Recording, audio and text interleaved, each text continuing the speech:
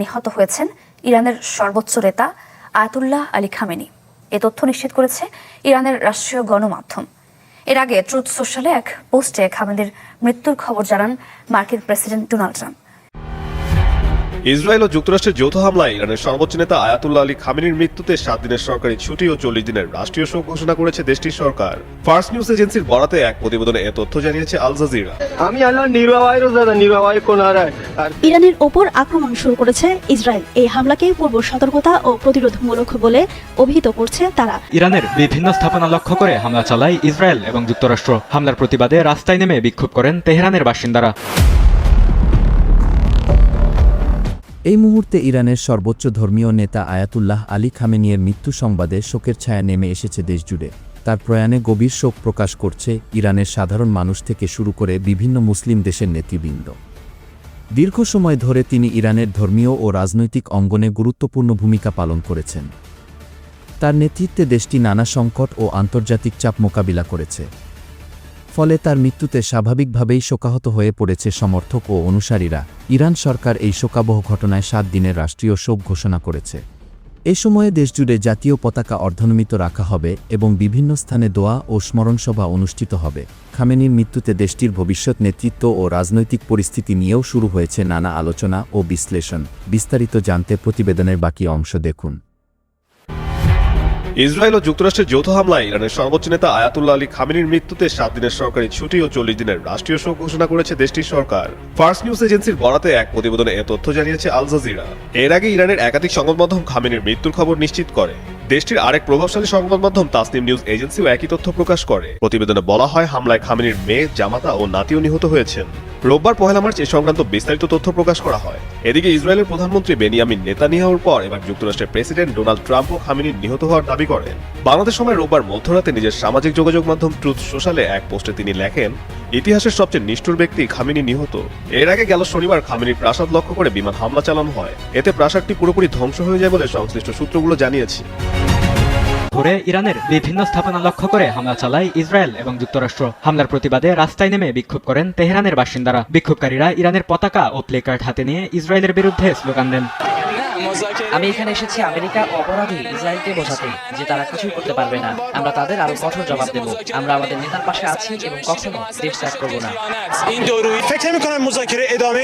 আপনারা দেখেছেন কোনো ডাক ছাড়াই মানুষ এখানে জড়ো হয়েছে এবং পতাকা উঁচু করে ধরেছে। যারা বিদেশে বসে আছে তারা আমাদের মরদেহের উপর দিয়েই কেবল এই পতাকায় পা রাখতে পারবে। এই বোমা ও ক্ষেপণাস্ত্র আমাদের প্রতিরোধ ভাঙতে পারবে না। আলোচনা এখন আর কোনো অর্থ বহন করে না। আমরা দুবার আলোচনা টেবিলে বসেছি, আর শেষ ফল হয়েছে বিশ্বাসঘাতকতা ও ভণ্ডামি। সবই ছিল মিথ্যা। এদিকে ইরানের সরকারের বিরুদ্ধে বিক্ষোভে নেমেছে যুক্তরাজ্যে বসবাসকারী কয়েকশো ইরানি নাগরিক। ইরানের লন্ডন দূতাবাসের সামনে পতাকা হাতে বিক্ষোভ করেন তারা। এ সময় খামেনি প্রশাসনের বিরুদ্ধেও স্লোগান দিতে দেখা যায় তাদের। নিজেদের সরকারের বিরুদ্ধে বিক্ষোভ করেছেন জার্মানিতে বসবাসকারী ইরানি নাগরিকদের একটি অংশ। বার্লিনে তেহরান দূতাবাসের সামনে বিক্ষোভ করেন তারা। বলেন, ইরানের পরিবর্তন কেবল জনগণের মাধ্যমেই সম্ভব। ইরানের স্বাধীনতা ও গণতন্ত্রের দাবিও জানান তারা। ইসরায়েলি গণমাধ্যম দাবি করছে ইরানের সর্বোচ্চ নেতা আয়াতুল্লাহ আলী খামেনি মারা গেছেন। তার মৃতদেহ পাওয়া গেছে এমন দাবি জোরালোভাবে প্রচার করছে ইসরায়েলি মিডিয়া। প্রথমে ইসরায়েলি প্রধানমন্ত্রী নেতানিয়াহু ও পরে মার্কিন প্রেসিডেন্ট ট্রাম্প দুজনেই জোর গলায় দাবি করেন আর বেঁচে নেই খামেনি। তবে ইরান এ দাবি সরাসরি প্রত্যাখ্যান করেছে। দেশটির রাষ্ট্রায়ত্ত গণমাধ্যম বলছে, যুদ্ধক্ষেত্র নিজে পরিচালনা করছেন সর্বোচ্চ নেতা। তবু কাটছে না রহস্য।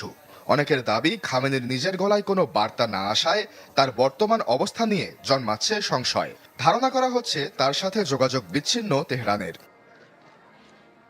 খামেনি বেঁচে আছেন কি নেই সেই উত্তর এখনো অনিশ্চিত, কিন্তু নিশ্চিত যে ইরানের নেতৃত্ব কাঠামো এখন ইতিহাসের সবচেয়ে বড় সংকটে। ৮৬ বছর বয়সী খামেনি ৩৫ বছর ধরে শাসন করছেন ইরান, যা তাকে বিশ্বের সবচেয়ে দীর্ঘমেয়াদী কর্তৃত্ববাদী শাসকদের একজন করেছে। ইরানের সংবিধান অনুযায়ী সুপ্রিম লিডারই সর্বোচ্চ ক্ষমতার অধিকারী। বিচার বিভাগ, রাষ্ট্রীয় মিডিয়া, সশস্ত্র বাহিনী সবই তার নিয়ন্ত্রণে।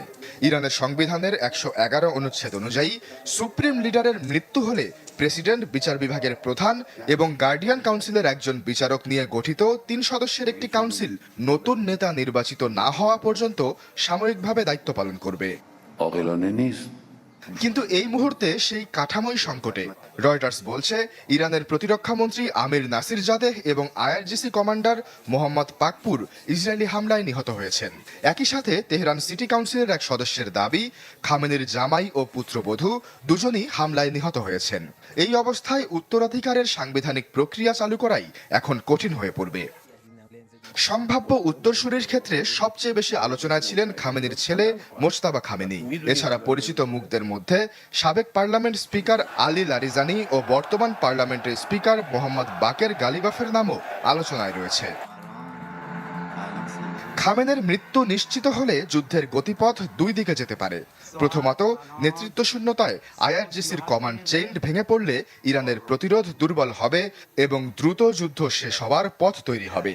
দ্বিতীয়ত, আইআরজিসির কট্টরপন্থী অংশ নেতৃত্বকে শহীদ ঘোষণা করে আরও তীব্র প্রতিশোধমূলক হামলায় যেতে পারে, এমনকি রাসায়নিক বা পারমাণবিক অস্ত্র ব্যবহারের আশঙ্কাও উড়িয়ে দেওয়া যাচ্ছে না। আপনারা জানেন, পুরো পৃথিবীতে যুদ্ধের দামামা পাচ্ছে। মধ্যপ্রাচ্যের প্রায় প্রতিটি দেশেই বোমা হামলা হয়েছে আমেরিকার বিভিন্ন লক্ষ্যবস্তুকে আঘাত করার জন্য ইরানের পক্ষ থেকে।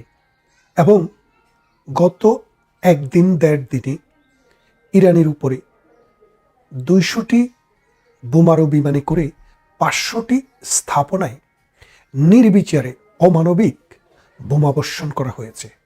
মর্টার শেল এবং বোমা, নানান রকমের বোমা বর্ষণ করে পুরা ইরানকে তছনছ করে দিয়েছে। একটু আগে আমেরিকার প্রেসিডেন্ট ডোনাল্ড ট্রাম্প ঘোষণা করেছেন যে আয়াতুল্লাহ আলী খমেনিকে হত্যা করা হয়েছে। এই যে আলী খমেনির যুগ, এই যুগ তিনি গত 36 বছর থেকে 36 ইয়ার্স তিনি ইরানের সর্বোচ্চ ধর্মীয় নেতা।